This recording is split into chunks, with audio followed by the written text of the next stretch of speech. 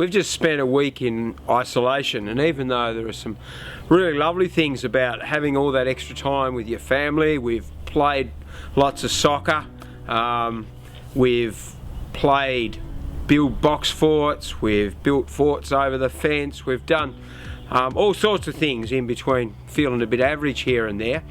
But it's interesting. What I've noticed is how very quickly, when you're in that space, that our world becomes smaller. In many ways, our world starts to be shrunk down to, you know, our house and all the things that go on around us. Even though, you know, we've got constant media coming in and we're watching what's happening all over the world, but very quickly our thinking actually revolves around what's going on right now.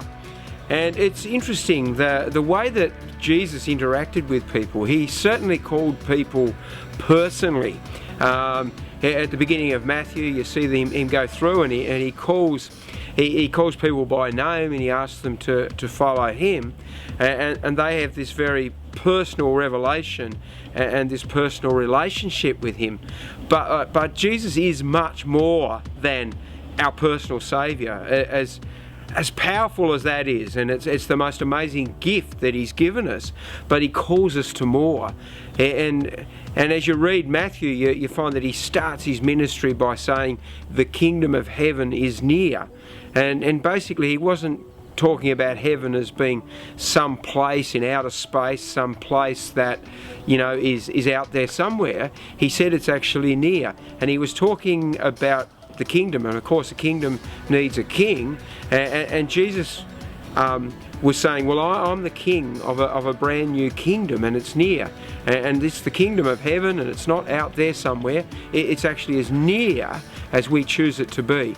And when we have that personal revelation of Jesus, when we allow him to impact our spirit and be our king, well, we are part of a kingdom. And that's not just a small personal world, that is a great big world. That is a kingdom that actually changes everything.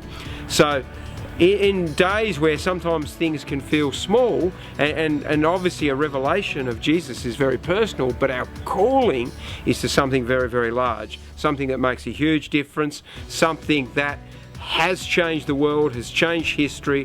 It's enabled us to live in many ways the best times that the world has ever seen.